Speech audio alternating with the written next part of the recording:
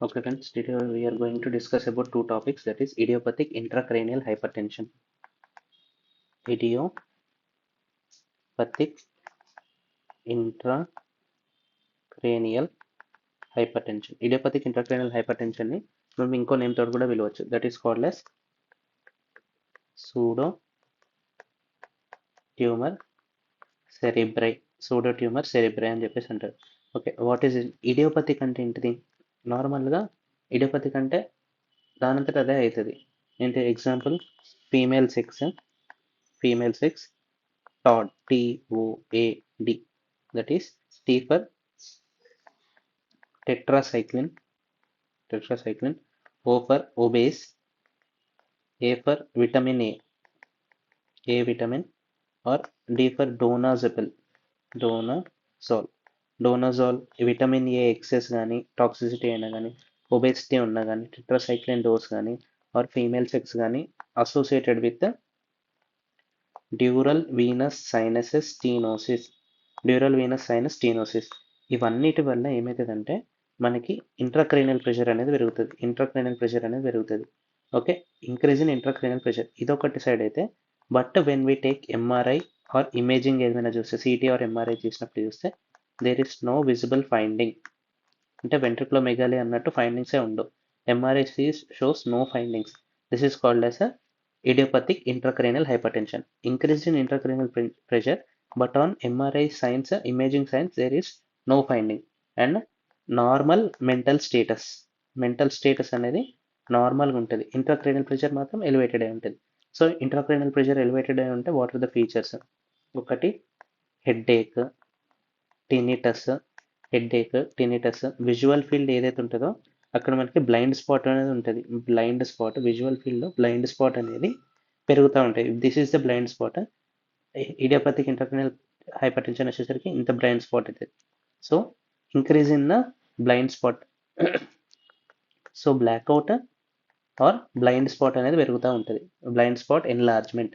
Visual field అనేది తక్కువైపోతే visual ఫీల్డ్లో బ్లైండ్ స్పాట్ అనేది ఎన్లార్జ్మెంట్ అవుతుంది. Headache, tinnitus, visual field enlargement. అంతేకాకుండా క్రేనియల్ నర్వ్ మీద కూడా ఎఫెక్ట్ చూపెడుతుంది. Such as cranial nerve number 3 and cranial nerve number 6.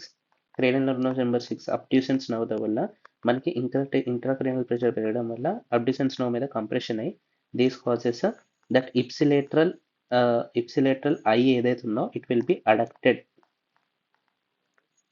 అంటే if this is the normal gaze, this is right, this is left. అంటే if right one is affected మనకి ఏమైతుంది? This lead to right eye అనేది adducted పొజిషన్లో ఉంటుంది, left eye అనేది నార్మల్గానే ఉంటుంది.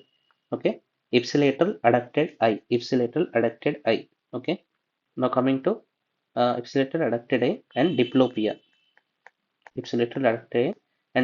These are the features of cranial nerve number 6. Cranial nerve number 3 ఏంటిదంటే ఆప్టిక్ నర్వ్కి ఏమవుతుంది? ఆప్టిక్ నర్వ్ యాక్సోప్లాస్మిక్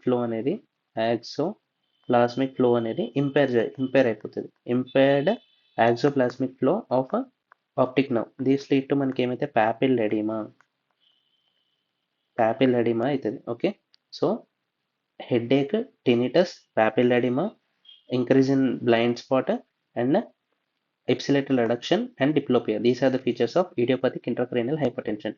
సో మనకి ఇంక్రీజ్ ఇన్ ఇంట్రాక్రేనియల్ ప్రెషర్ అనేది ఉంది. సో ఇప్పుడు ఒకవేళ లంబార్ పంచర్ తీస్తే మనకి opening pressure will be elevated. This is the diagnostic one. Elevated intracranial pressure, therefore lumbar puncture చేసినప్పుడు ఎలివేటెడ్ ఓపెనింగ్ ప్రెషర్. సో మనం lumbar puncture చేస్తే ఏమవుతుంది? Decrease in headache and lumbar puncture చేసి we can పెరిటోనియంకి shunt చేయొచ్చు. This is CSF peritoneal shunt. Okay, ventriculo peritoneal shunt, VPS, ventriculo peritoneal shunt. And so what is the treatment ఏంటిదంటే acetazolamide తీస్తే it is a diuretic, carbonic anhydrase inhibitor. Diuretic కాబట్టి మనకి intracranial pressure అనేది తక్కువ చేస్తుంది. Second, obese వల్ల idiopathic intracranial hypertension వచ్చే chance ఉంటాయి కాబట్టి we have to decrease the weight. Next surgery. ఇప్పుడు ఆప్టిక్ నర్వ్ యాక్సోప్లాస్మిక్ ఫ్లో అనేది అబ్స్ట్రక్షన్ అవుతుంది due to this increase in intracranial pressure వల్ల. ఓకే, సో మనం ఏం చేయాలి ఇక్కడ? ఆప్టిక్ నర్వ్ ఏదైతే ఉంటుందో ఆప్టిక్ నర్వ్ షీత్ ఫెనిస్ట్రేషన్స్ ఇస్తే fenestrations of optic nerve sheath. Therefore, we can prevent the vision loss. Okay. Optic nerve sheath surgery.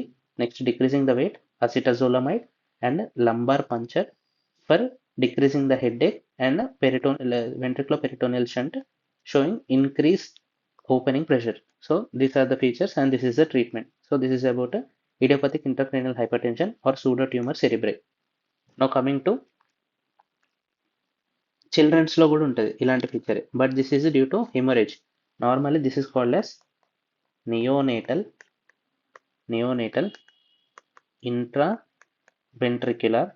intraventricular hemorrhage అంట. neonatal intraventricular hemorrhage. What is meant by neonatal intraventricular hemorrhage? Normally if the infants or neonates ఎవరైతే ఉంటారో వాళ్ళు if premature or low birth weight premature or low birth weight infants ఎవరైతే ఉంటారో వాళ్ళకి నార్మల్గా glial support in the cerebrum is less, and BP auto regulation ఏదైతే ఉంటుందో సెరిబ్రంలో auto regulation కూడా తక్కువ ఉంటుంది. So glial support and BP auto regulation will be less. దీనివల్ల ఏమవుతుంది, సబ్ వెంట్రిక్యులార్ జోన్లో we will have highly vascularized zone, that is germinal matrix. ఇది చాలా ఇంపార్టెంట్, దిస్ టర్మ్ ఇస్ చాలా important. So in premature or low birth weight పేషెంట్స్లో మనకి glial support or auto regulation అనేది చాలా తక్కువ ఉంటుంది. సో సబ్ వెంట్రికులర్ లీజన్లో we will have highly vascularize germinal matrix. So due to glial support లేదు, BP auto regulation కూడా accommodate చేయలేదు కాబట్టి when there is a sudden high in BP these causes rupture of germinal matrix, leading to ఏమవుతుంది, blood అనేది మనకి ventricles లోపలికి వెళ్తుంది. Blood will leak into the ventricles. అది మనం యూజెస్లో చూడొచ్చు. Okay, rupture of germinal matrix leading to blood into the ventricles. So ఏమవుతుంది, the patient will have, the neonate will have altered consciousness and ventricles అనేవి bulge అవుతాయి. This causes bulging fontanelle, altered consciousness and hypotension, seizures and coma. These are the features of neonatal intraventricular hemorrhage, and this is about pseudotumor cerebri. Okay, thank you for your patience listening. This clinical risk factors are most important.